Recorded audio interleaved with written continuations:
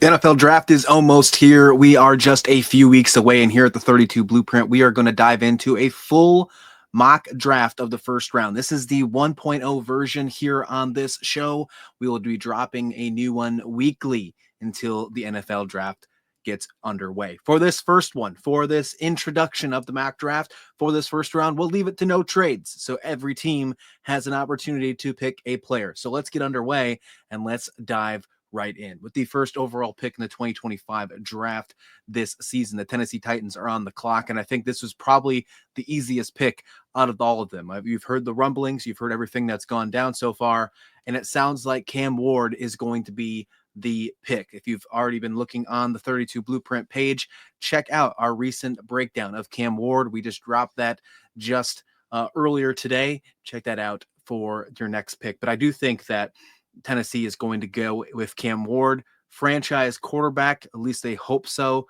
And hopefully Brian Callahan and the new front office of the Titans can find a way to take that next step forward in the AFC South.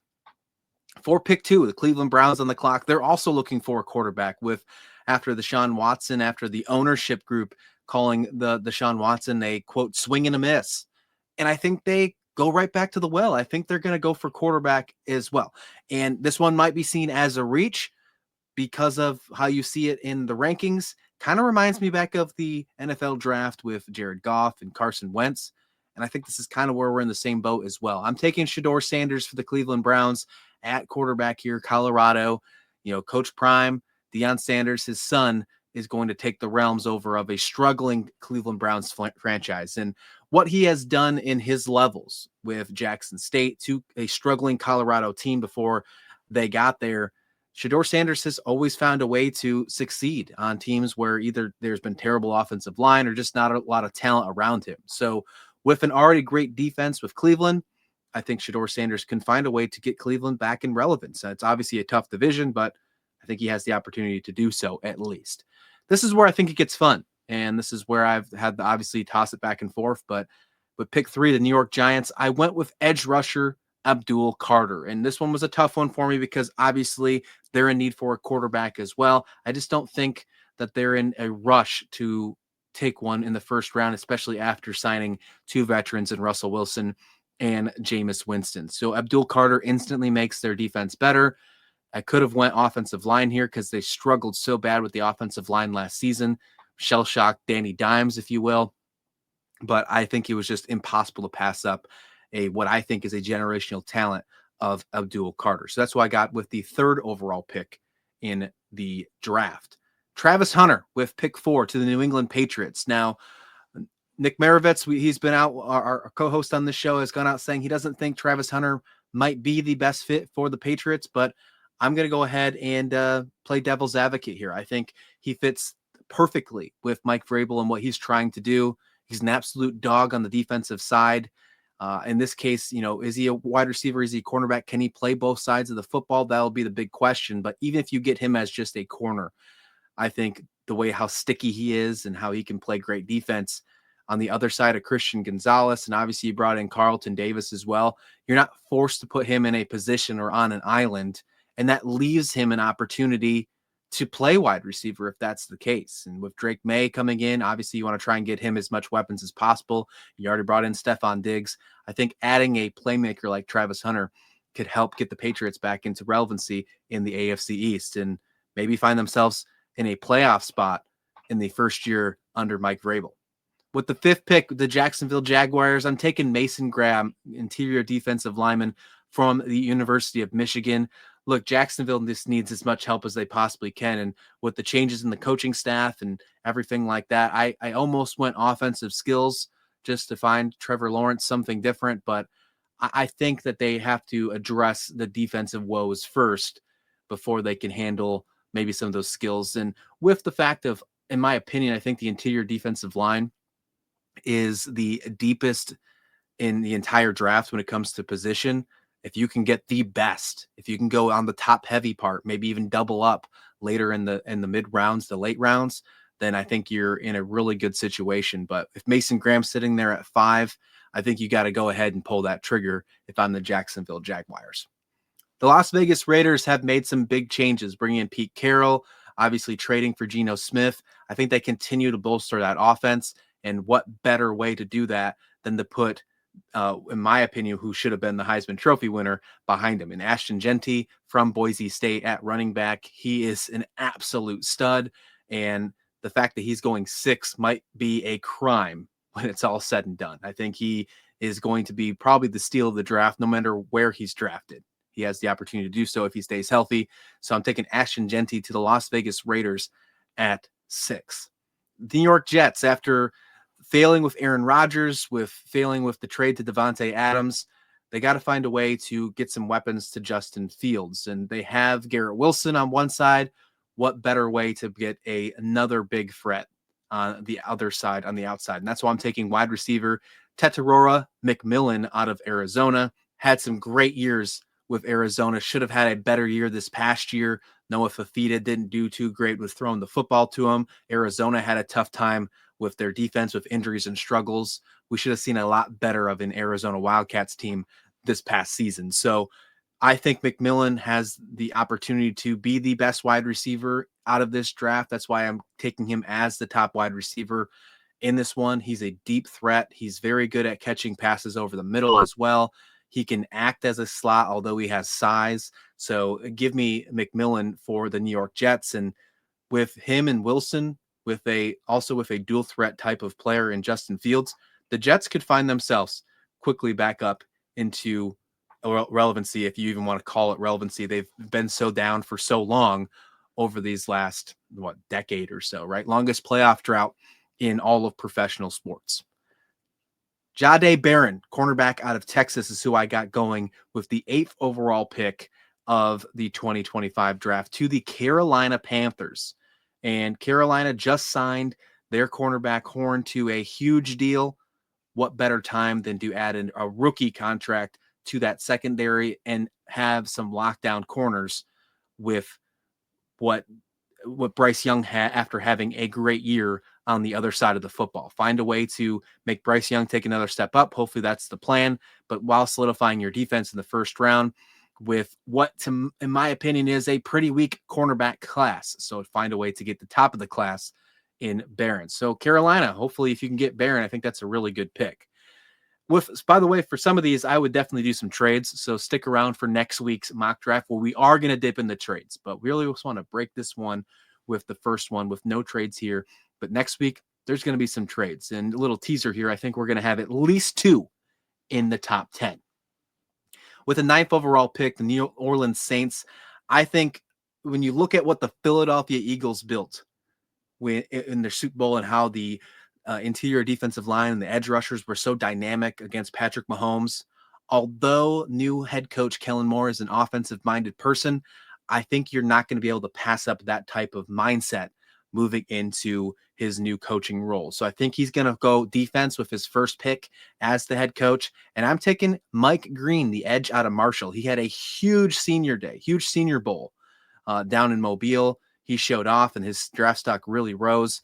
And I think that it's going to help him out and get him in the top 10 in the NFL draft, heading to New Orleans. From Mobile to New Orleans after being in Marshall, not a bad little road trip for Mike Green. The Chicago Bears, I think, had one of the best free agencies so far this season, really did what they needed to do to build in the trenches and to make sure Caleb Williams can take that next step forward. I would have loved to have him go for running back here with Ashton Genty if they fell to 10, but that didn't happen. And I think if they really want to go to running back, because I think that's their biggest need, they'll have to get that in later rounds, or they got to make a trade up to get Genty. Maybe we'll talk about that in next mock draft episode. But after building in the trenches with the interior defensive line and the offensive line, I think their next step is secondary. And I have them taking Malachi Starks, safety out of Georgia. I think that's just the next best fit for them and best player available based on their needs. I think Chicago is well on their way to being back in playoff contention. That NFC North is just so good. I'm really excited to watch that division play football this year because it's going to be absolutely excited.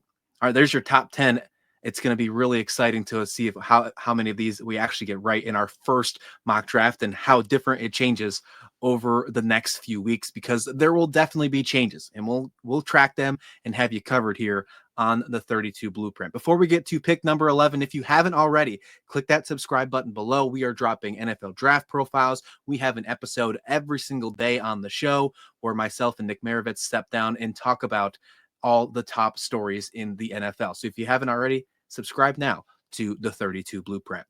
With the 11th pick of the NFL draft, the San Francisco 49ers, I have them taking in what I think is a perfect San Francisco 49ers pick. If he falls this far, it just screams absolutely makes sense. After them going to a rebuilding type of year, if you will, letting a lot of players go because of salary cap financials and just age, I think they take Will Campbell, tackle out of LSU. Now, look, there's a prime opportunity that he could have been in the top 10. And now that I've noticed this and looked at the draft, I don't have a single offensive lineman taken in the top 10. And that might be something that hasn't happened in a very long time.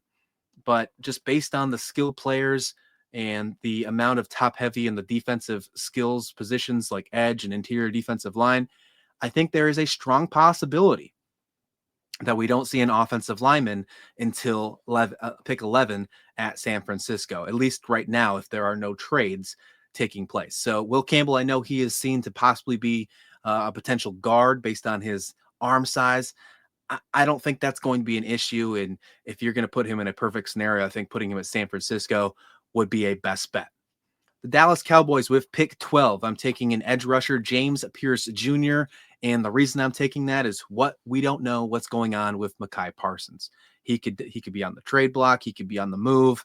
If not, they have to find a way to get some security for the future. And with Jerry Jones making some interesting decisions with Parsons and his agent over the last couple of days, I think that makes it even more likely that they go to a defensive end pass rusher in the first round of the draft. Pierce Jr. has been up and down the first round in many mock drafts I've seen across the websites and across the internet. I've seen him in top 10. I've seen him at the very bottom of round 1. I've seen him outside of round 1. I was a little reluctant to put him this high, but when I was looking at all the rest of the edge rushers and just based on the mentality of what we've seen Dallas do over the past few seasons and few drafts, I thought it was a perfect fit for the Dallas Cowboys. So James Pierce Jr. sitting at pick 12. Another offensive tackle coming in at pick 13. That's the Miami Dolphins taking Ahmed Membu. And Membu could be a player that goes before Campbell technically, and I could totally see that and would not be surprised. I think they both are very comparable and probably will both have very solid NFL careers. If both these players fall outside the top 10, I think we're going to be talking about in years to come that both of them have turned out to be steals. And again, that wouldn't shock me. You got to find a way to protect Tua if Tua is going to be your quarterback of the future. Obviously, you bring in some security like Zach Wilson as your quarterback as well. But again, he's also struggled with protection and throwing under pressure. So you got to find a way to protect that. I think they focus on that in the draft and they go offensive lineman if they have the opportunity to do so. Ahmed Membu would be a perfect fit for this one. The Indianapolis Colts are going to have to figure out what's going on with the quarterback position. Obviously, Anthony Richardson, is he the right answer? We don't know. They bring in Daniel Jones to possibly decide that with Richardson moving forward this season. What we can tell you, though, they has the 14th pick in the NFL draft, and both of those quarterbacks are very mobile and can be almost dual threat like.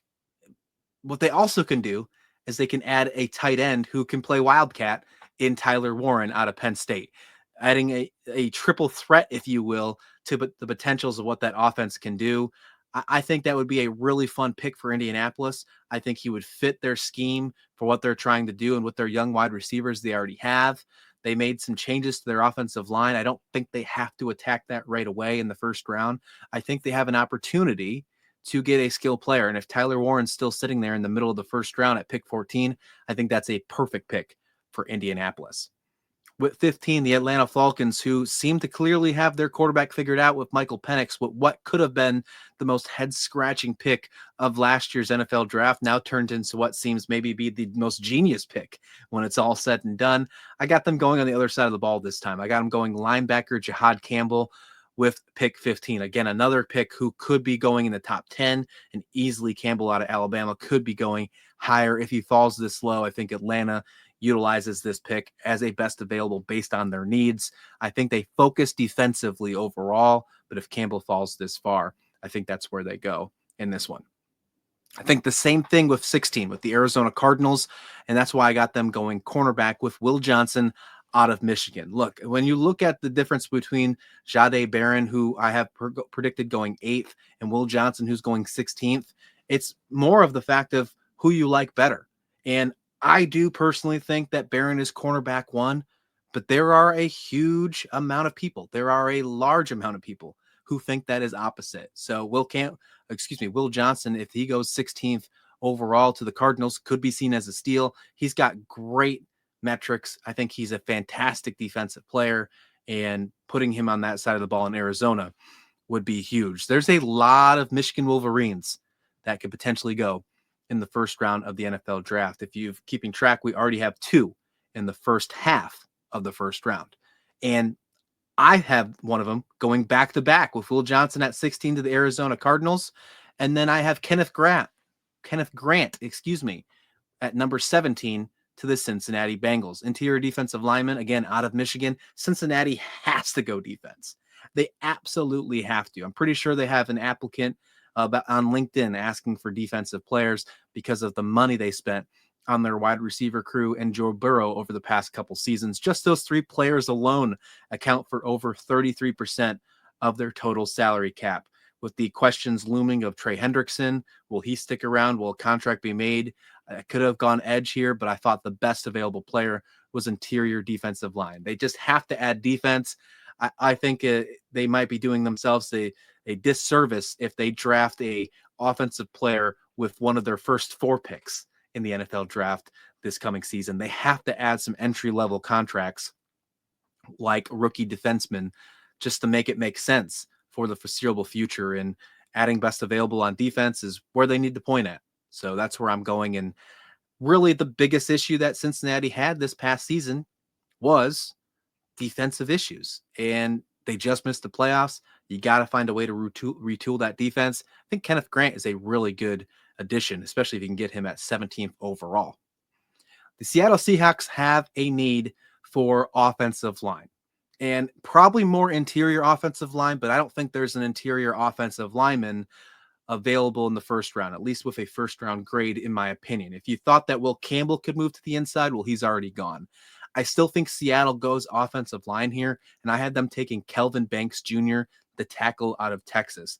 I think you make the most due out of Banks. If you can keep him at tackle, that's great. That's fine, because I think he could be seen, just like Membu and Campbell. You could probably make the argument that he is the best offensive lineman in the draft, and this will be a really fun conversation to have in a few years down the road with really all 3 of these players and one more that I have mocked to go later on in a draft. But Kelvin Banks, I think, could be really solid for Seattle. McDonald obviously trying to put his stamp on this franchise, throwing away all the pictures of Pete Carroll with him obviously on his way out and heading to Las Vegas, trading players, getting rid of other veteran players. He's trying to make this team his own, adding what could be a cornerstone tackle of the future to your roster to help protect Sam Darnold would be absolutely huge. Tampa Bay Buccaneers with the 19th overall pick in the draft. I got them going with Boston College edge Donovan Urikeku. I think I said that right. If I didn't, I apologize. But edge rusher for Tampa Bay. I think they're fine on the offensive side right now. I think they bring back Godwin. I think Mike Evans. They're older, but I think they're fine. And I think you focus on the defensive side of the ball, and you can always use another edge rusher. So I think Tampa's actually in a way better spot than they are, and they're actually picking a lot higher than what they probably will be picking next year. I think Tampa's going to have a good season this year, so adding an edge rusher will be huge. Not going far is this player, because I have him going to the Denver Broncos at pick 20 in this draft, and that's Luther Burden, the third wide receiver out of Missouri. You brought a couple wide receivers in last year with Bo Nix. Some of them worked out, some of them didn't. There's still some questions to come out on some of them, like Troy Franklin. We'll see what happens in the future with that. But I don't think they're going to just leave it up to see if it works. I think they have an opportunity to continue to get back into the postseason, to continue to build around Bo Nix, and Sean Payton is not afraid to do that. We've seen that in the past as well. So adding Burden, I think, is a nice pickup for Denver. They've obviously seen a lot of him since he's played in Mizzou, very close to that area in the Midwest, if you will. So yeah, I think that's a really good pick. So I'm taking him 20 to the Denver Broncos. This one was tough for me. 21, Pittsburgh Steelers. Right now, as we're making this mock draft, the Pittsburgh Steelers starting quarterback is Mason Rudolph. We don't know what's going on with the Aaron Rodgers situation, other than the fact that he just had a fun workout on UCLA's campus with DK Metcalf. All things point to Rodgers going to be the starting quarterback of the Steelers, but we just don't know that right now. I don't think, regardless of that answer, though, I don't think that any quarterback should be taken at this point by the Steelers. If we find out that Rodgers is not going to play, this could be a fun trade back scenario and maybe take the best available in round 2, add some picks, build up, could be turning into a retooling year. Who knows? But let's assume that Aaron Rodgers is becoming the quarterback of the Steelers. I think they do what Green Bay never did and add weapons for him right off the bat. And I think the biggest weapon you need, after already having a George Pickens and a DK Metcalf in your wide receiver room, is to replace Najee Harris. You already have Jalen Warren in the backfield. Let's add Omarion Hampton, the running back out of North Carolina, to the mix. I think you just add another weapon to Rodgers' arsenal, and I think that's exactly the best way to keep him happy and hopefully, kick that next step forward. And what could be Aaron Rodgers' final season in the NFL, you're obviously trying to push the Steelers back into the playoffs and make a deep run and maybe a Super Bowl run in Rodgers' final year. The Los Angeles Chargers have swung and missed over the past couple seasons on wide receivers in the draft. We still don't know. I guess the jury's still out on Johnston after having a shining moment in the national championship run with TCU. Really hasn't panned out so far for the Chargers. With Harbaugh coming in and putting his stamp on the NFL for the Chargers, we will see what his next move is, but I think it's going to be wide receiver. And I'm going with Matthew Golden here out of Texas. I think we could see him go a lot earlier than this. We could see maybe Denver taking him instead of Burden, but I like Golden here for the Chargers. Fits the scheme well out of Harbaugh. Makes a lot of sense, especially because I think we're about to take a small little run for wide receivers. That's who I have taking next. Another wide receiver, the Green Bay Packers, who again are looking to need to add more threats and more skills, more position players for Jordan Love as they continue to try and battle to be at the top of the NFC North. What a tough division that NFC North is. Emeka Egbuka from Ohio State is who I have Green Bay taking. And again, you just need some weapons. And I just don't think there's enough for Jordan Love right now. And you got to find a way to continue to compete against the Vikings and the Lions, who have one of the toughest defenses in all of the National Football League. Speaking of that NFC North, with the 24th pick, the Minnesota Vikings, I have them going interior defensive line, still working on some of the biggest position group, one of the best position groups in the draft class this year. And I got them going with Ole Miss's Walter Nolan. I think that's a really good pickup. I think you just add more depth to that interior defensive line. And in what is the toughest, I guess, in the trenches division, in my opinion, in the NFC North, adding as much as you can to those interior trenches is exactly what you need. The Houston Texans obviously need offensive linemen after moving on from Laramie Tunsil, trading into the Washington Commanders. They were already a bad offensive line last year. They got worse with that trade. They're obviously trying to take a youth movement. So with that being said, they're going to go offensive tackle in this draft, and they got to take the 4th tackle off the board just based on how many have gone. And they might get lucky and maybe get the 4th, but it could go even worse here. But I'm taking Josh Simmons, the tackle out of Ohio State. Again, as I mentioned, I think we're going to look back at this draft in a few years and see if we did this right. Did all 4 of these go in the right order, or did one of them step up? I think Simmons has the opportunity to be a great offensive tackle in this league. And if you put him in that can protect a mobile quarterback like CJ Stroud, who is an Ohio State grad, could be interesting for sure. Going to the Los Angeles Rams now, flipping the other side in LA. I got them going tight end here, adding another weapon for Matthew Stafford in what seems to be a year where they're trying to worry about financial issues, but also still try to make a run with a veteran quarterback. I got him going tight end with the fourth and final Michigan Wolverine in this first round, Colston Loveland. I think he's got great tools. We might have the possibility of seeing 2 tight ends go in the first round, so we'll see what happens there.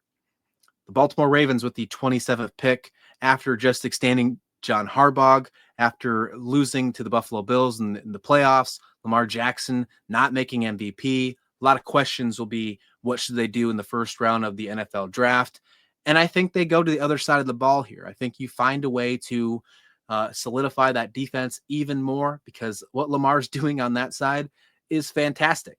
He can't play defense right now, so find a way to better that defensive front. And I think they go edge here. I think they go from the University of Georgia, and I'm having them take Mikel Williams of the University of Georgia. I think that fits really well for their system. Harbaugh had a great first half of his coaching career when he won the Super Bowl in 2012. Defense was the name of the game there, though. He's had some issues in the past with some of his playoffs. Overall has a 13-11 playoff record, with most of those wins coming in the first half of his tenure with Baltimore. He's got Lamar Jackson. That's a great asset to have. Now he needs to find a way to build that defense. With pick 28, the Detroit Lions going with another Georgia player. I got them taking Jalon Walker, linebacker, bolstering up that defense even more. I mean, what they do is insane. They did lose a little bit in free agency, though, but I think they're going to be right back in the mix, picking towards the bottom yet again. Detroit is such a tough team, and what Dan Campbell's doing is super exciting. So I think this is one of those best available picks. They find out what's available left on the board, and because they really don't have any glaring needs, I think Jalen Walker is a huge and a great fit for the Detroit Lions. The Washington Commanders, after having a surprising run, going from the top of the draft a year prior, it was pick 2, taking Jaden Daniels, to pick 29 the year after losing in the NFC Championship game. I got them also going edge. I think they added some good pieces to the offensive side. They picked up an offensive tackle in Laramie Tunzel in the trade. Deebo Samuel, another wide receiver from the San Francisco 49ers, coming over. So I think they address the defensive side with some of their limited early picks they have now in this draft. Shamir Stewart, the edge from Texas A&M, is who I'm picking for Washington to pick here. So I think that's a good add for them. Have another Texas A&M player going twice in a row. This one to the Buffalo Bills, and I'm going with the other edge for Texas A&M on this one, Nick Scorton. Buffalo needs an edge after missing out on Von Miller. They did add Joey Bosa. It's a 1-year deal. There's not a 1-year deal I don't like. However, after the Von Miller experiment failed, I don't know if Brandon Beane is going to be okay with just not drafting an edge rusher and hoping another veteran turns out and works out. Now, the money's great. It's only a 1-year deal for Joey Bosa. If it works out, fantastic. But if it doesn't, you have hopefully another player like Scorton who can step up and be on the other side after what you already have a great edge rusher with Greg Rousseau. I think they need cornerback, but I don't think there's another great corner that could step up, at least right now, in the first round. That might change when we get to later mocks. Kansas City Chiefs, they let go to some of their really great offensive linemen over the offseason here. I think they go offense on this one, and I think one falls in their lap. With the tackle Gray Zabel, tackle out of North Dakota State, could be one of the most underrated players in the draft. I think his stock is rose one of the most as well. I think he falls in and slides right into the first round, almost ending this draft with the Kansas City Chiefs, who normally pick 32, but in this case pick 31. Taking an offensive tackle, Andy Reid just continues to get richer. There's a reason why they let some of these players get traded, because they know they can add some great depth and just restart this. This is exactly what you think when you think the Chiefs, one of these kind of picks. You're like, man, I can't believe this one fell in your lap, but I think Gray Zabel is going to be a huge asset in the NFL. Really excited to see him play with the Chiefs moving forward.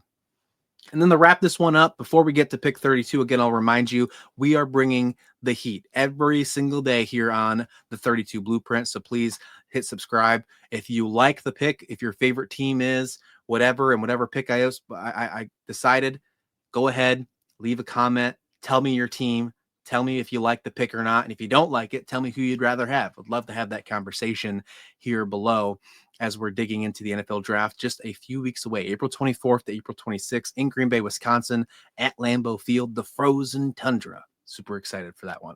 So at pick 32, I have the Philadelphia Eagles, the Super Bowl champions, taking a wide receiver. Now, might sound crazy, but the way that they have built this roster, it kind of makes sense. They don't really need anything else. Their quarterback's really good. Their trenches are really good. Although they let a couple players leave the free agency, they get paid because they won a Super Bowl. I think they have the right pieces to make it happen. So this is like a rich get richer scenario. And this wide receiver was probably going to come in as the wide receiver 3, but is going to turn into the most dangerous offense potentially, already having one of the best defenses. And this is how Philadelphia probably finds their way back to having a deep playoff run next season. I'm taking Jaden Higgins, the wide receiver out of Iowa State. I think he is one of the most electric wide receivers in college football this past season.